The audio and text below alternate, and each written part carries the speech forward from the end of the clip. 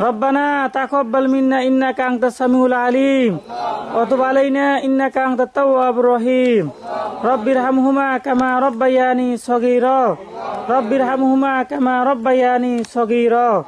ربنا آتنا في الدنيا حسنة وفي الآخرة حسنة وقنا عذاب النار